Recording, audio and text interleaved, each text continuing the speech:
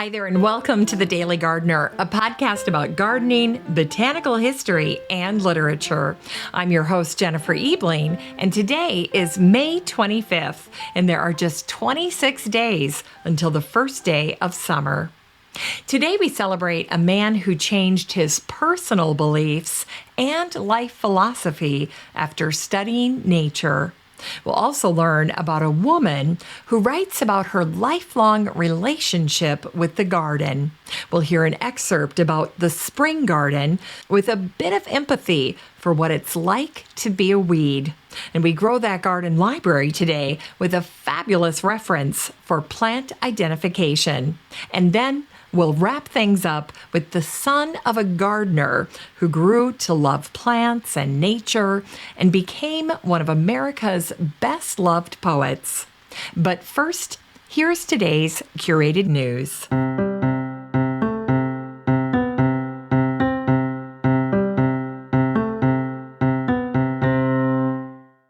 Today's curated news comes to us from my friend Kathy Jentz over at the Washington Gardener. This is a post that she shared on May Day of this year, and it was called DIY Strawberry Rocks.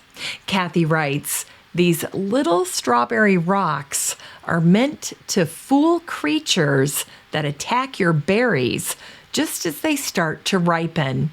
The theory being that birds and squirrels try to bite the ripe strawberry and find it rock hard and then move on."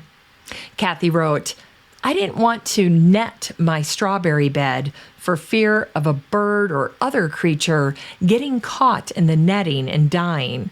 So when I heard of this option, I thought it was worth a try. Whether they work or not, we shall see. If nothing else, they are cute and add to the garden decor." Well, Kathy is right, and all you need to do to make your own little rock strawberries is to get some acrylic paint, craft brushes, a marker, and a sealer.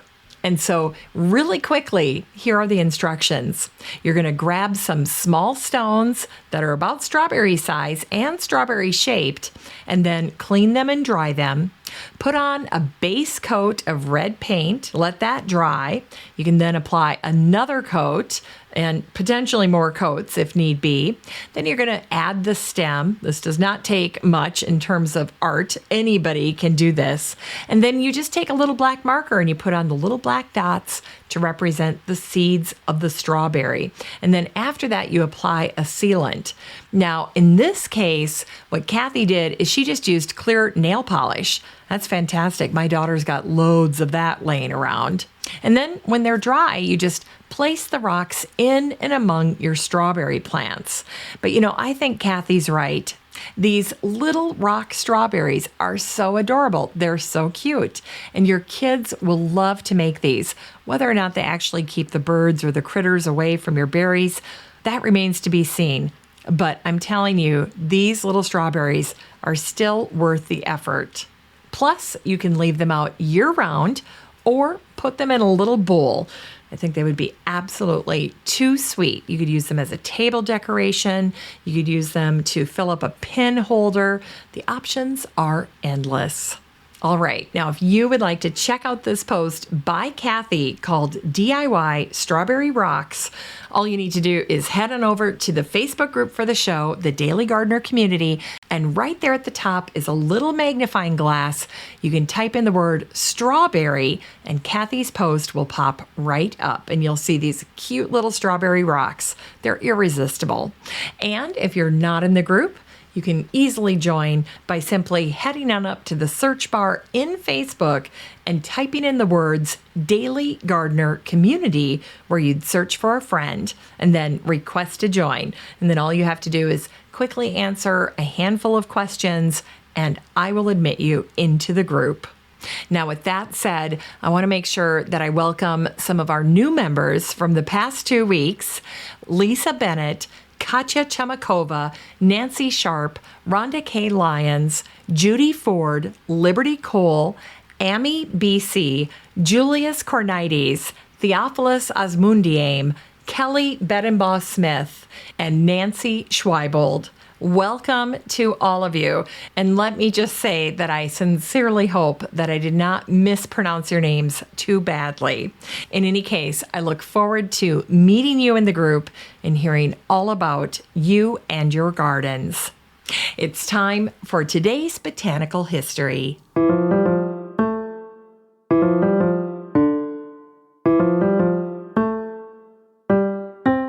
Here's Botanical History for today, May 25th. Today is the birthday of the American transcendentalist, essayist, philosopher, and poet Ralph Waldo Emerson, who was born on this day, May 25th, in 1803.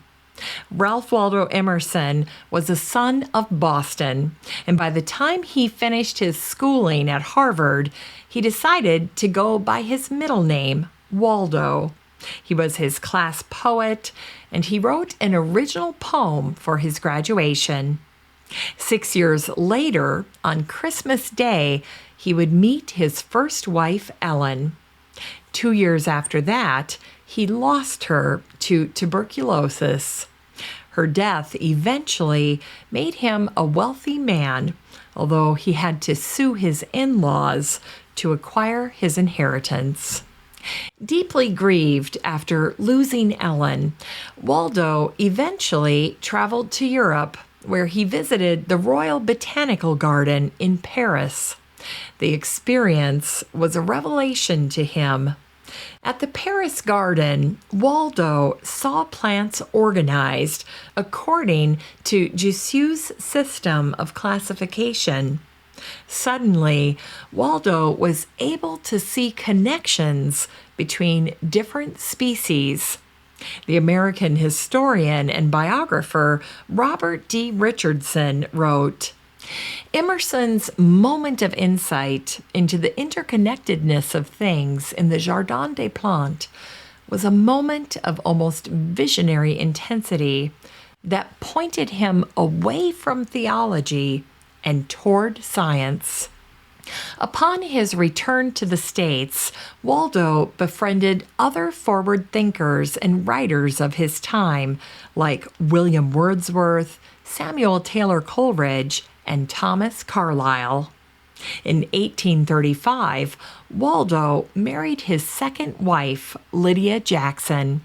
Waldo changed her name from Lydia to Lydian, and he called her by other names like Queenie and Asia, but she always called him Mr. Emerson. And it's around this time that Waldo began to think differently about the world and his perspective on life. Waldo was also the son of a minister, which makes his move away from religion and societal beliefs all the more impressive. By 1836, Waldo published his philosophy of transcendentalism in an essay that he titled Nature. He wrote, "Nature is a language, and every new fact one learns is a new word. But it is not a language taken to pieces and dead in the dictionary, but the language put together in a most significant and universal sense. I wish to learn this language, not that I may know a new grammar, but that I may read the great book that is written in that tongue." The next year, Waldo gave a speech called The American Scholar, and it so moved Oliver Wendell Holmes Sr.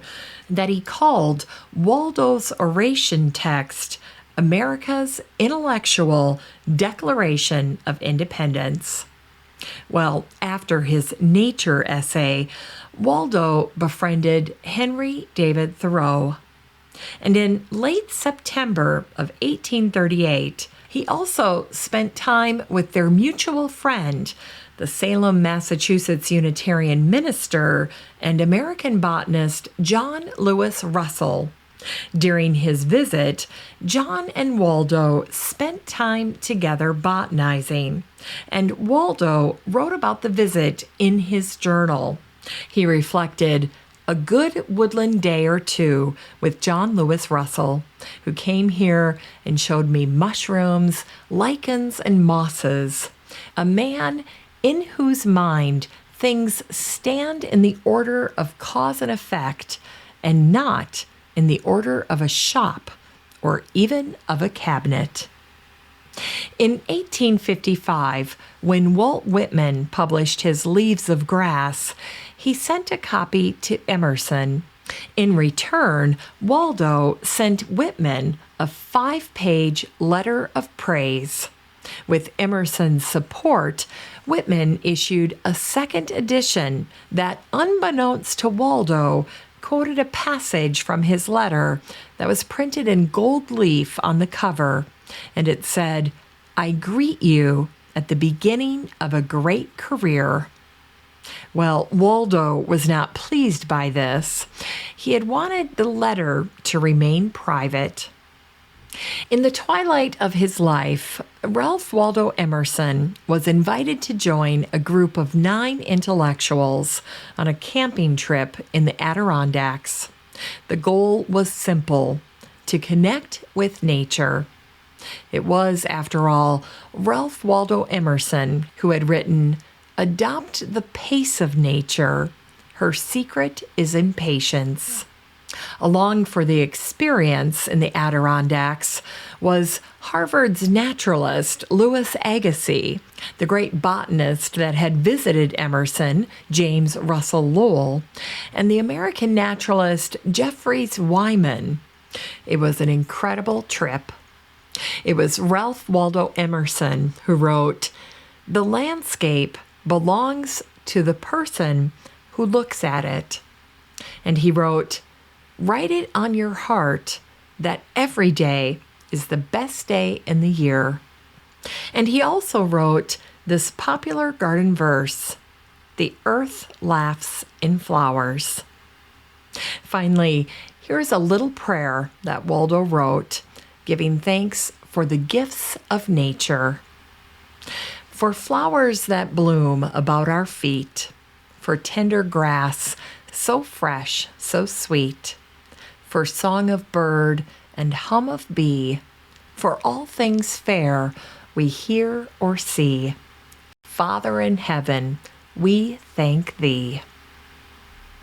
And today is the birthday of the Antiguan American novelist, essayist, and short story writer Jamaica Kincaid, who was born Elaine Potter Richardson on this day, May 25th, in 1949. Jamaica Kincaid is a gardener and a popular garden writer. Her book, Among Flowers, A Walk in the Himalaya, offers many wonderful excerpts. Here she discusses the dreams of gardeners and how they form our desire and curiosity. She writes, "Something that never escapes me as I putter about the garden, physically and mentally. Desire and curiosity inform the inevitable boundaries of the garden. And boundaries, especially when they are an outgrowth of something as profound as the garden, with all its holy restrictions and admonitions, must be violated." Jamaica's book, My Garden, offers an intimate examination of her relationship with her garden. She writes, "I shall never have the garden I have in my mind. But that for me is the joy of it. Certain things can never be realized, and so all the more reason to attempt them." And here she talks about time and the destruction of a garden. In a way, a garden is the most useless of creations, the most slippery of creations. It is not like a painting or a piece of sculpture. It won't accrue value as time goes on. Time is its enemy. Time passing is merely the countdown for the parting between garden and gardener. And the garden has taught me to live, to appreciate the times when things are fallow, and when they're not. Jamaica also wrote, I love planting. I love digging holes, putting plants in, tapping them in, and I love weeding. But I don't like tidying up the garden afterwards. Now, during the pandemic in August of 2020, Jamaica wrote an essay for The New Yorker called The Disturbances of the Garden. She wrote about learning to garden from her mother. My mother was a gardener, and in her garden, it was as if Vertumnus and Pomona had become one. She would find something growing in the wilds of her native island, Dominica, or the island on which she lived and gave birth to me, Antigua.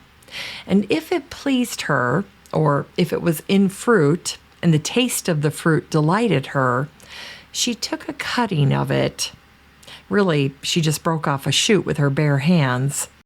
Or the seed, separating it from its pulpy substance and collecting it in her beautiful pink mouth, and brought it into her own garden and tended to it in a careless, everyday way, as if it were in the wild forest or in the garden of a regal palace. The woods, the garden. For her, the wild and the cultivated were equal and yet separate, together and apart.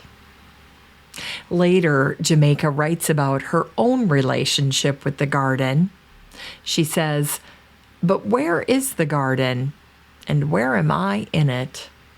This memory of growing things, anything, outside, not inside, remained in my memory.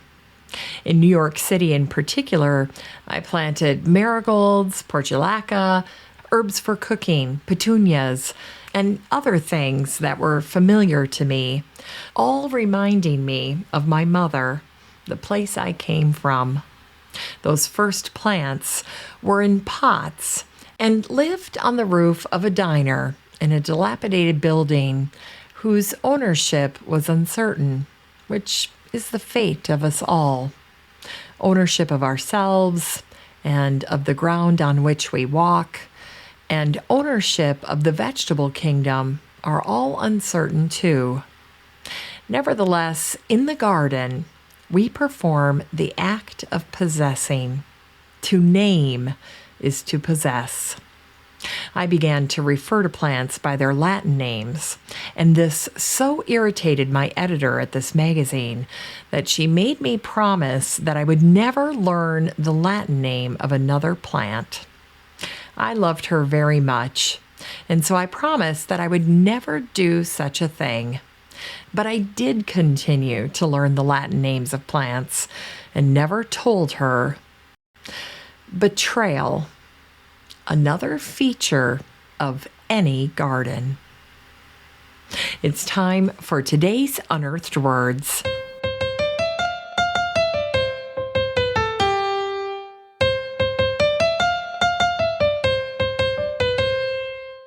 Today's Unearthed Words come to us from the Australian screenwriter, producer, and novelist, Stephen M. Irwin. This is an excerpt from his book, The Dead Path. After Nicholas hung up the phone, he watched his mother carry buckets and garden tools across the couch grass toward a bed that would, come spring, be brightly ablaze as tropical coral with colorful arctosis, impatiens, and petunias. Catherine dug with hard, chopping strokes, pulling out wandering Jew and oxalis, tossing the uprooted weeds into a black pot beside her. The garden will be beautiful, he thought. But how do the weeds feel about it? Sacrifices must be made.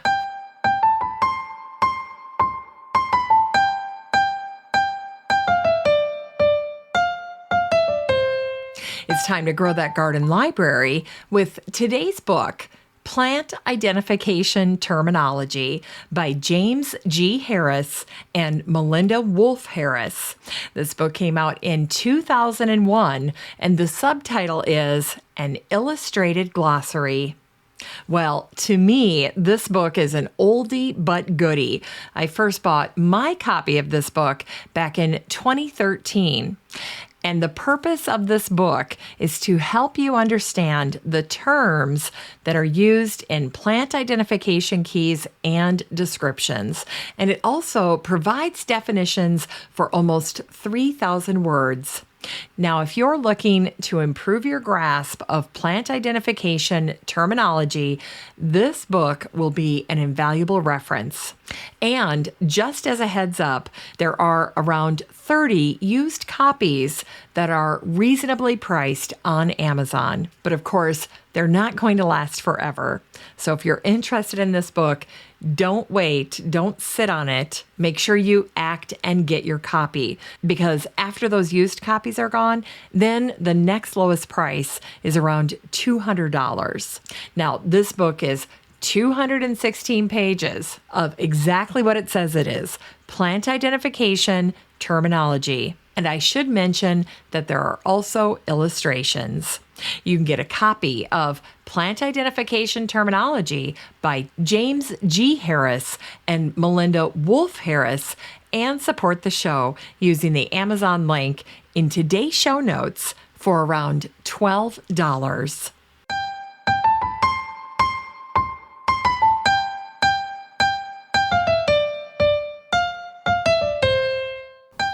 Finally, here's something sweet to revive the little botanic spark in your heart.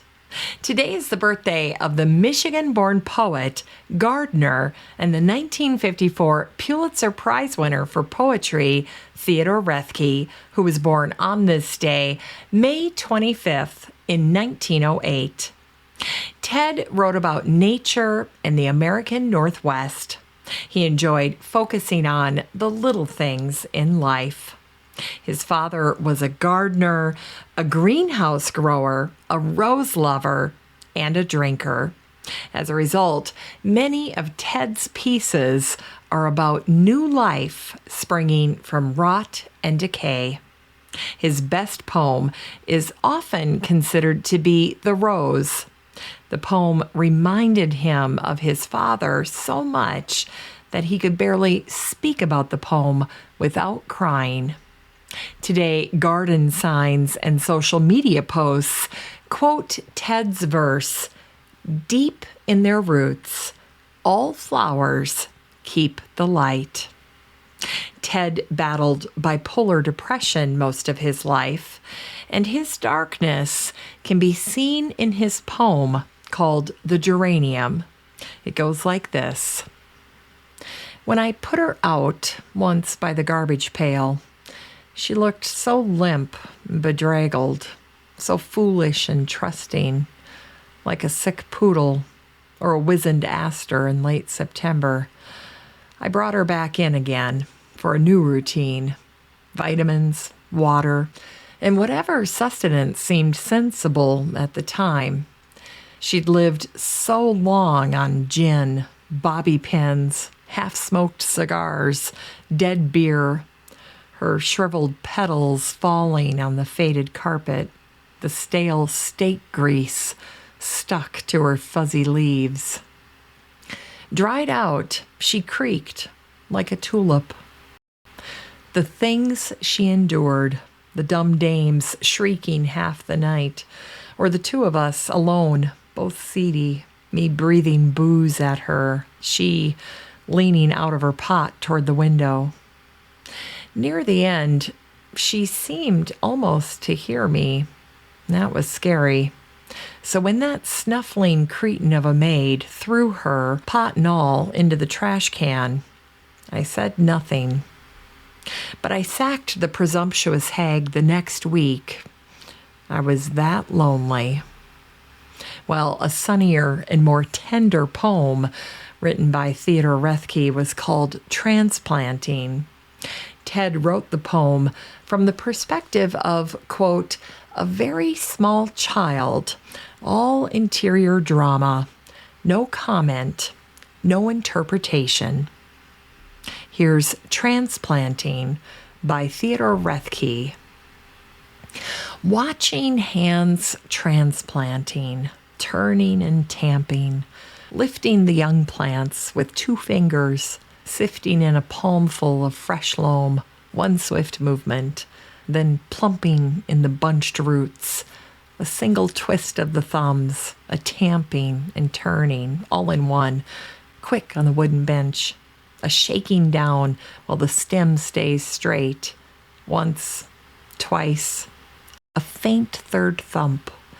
Into the flat box it goes, ready for the long days under the sloped glass, the sun warming the fine loam, the young horns winding and unwinding, creaking their thin spines, the underleaves, the smallest buds breaking into nakedness, the blossoms extending out into the sweet air, the whole flower extending outward, stretching and reaching. Theodore Roethke died in 1963. He was visiting friends on Bainbridge Island, and one afternoon he was fixing mint juleps by the pool. His friends went into the main house to get something, and when they returned, 3 perfect mint juleps sat on a table by the edge of the pool, and Ted was floating face down in the water. He'd suffered a brain aneurysm. After his death, the family honored their friend, the poet Theodore Roethke, by filling in the pool. They installed a beautiful Zen garden in the footprint of the pool. It's framed by conifers and features raked sand and a handful of moss-covered stones. There is no plaque. Today we'll end the podcast with Theodore's Ode to Spring, called Vernal Sentiment. When the crocuses poke up their heads in the usual places, the frog scum appear on the pond with the same froth of green, and boys moon at girls with last year's fatuous faces. I never am bored, however familiar the scene. When from under the barn the cat brings a small litter, 2 yellow and black, and one that looks in between, though it all happened before, I cannot grow bitter. I rejoice in the spring, as though no spring ever had been.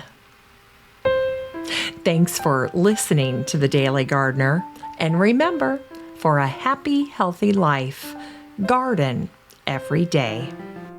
The Daily Gardener is produced in lovely Maple Grove and Wyoming, Minnesota. If you want to read today's show notes, just head on over to thedailygardener.org. And while you're there, be sure to sign up for my free Friday newsletter. And don't forget that you have a standing invitation to join the free Facebook group for listeners of the show. Just search for Daily Gardener Community the next time you're on Facebook and request to join. Last but not least, you can always get in touch by emailing me at jennifer@thedailygardener.org. I'm your host, Jennifer Ebling, and as always, have a great day in the garden, and we'll see you tomorrow.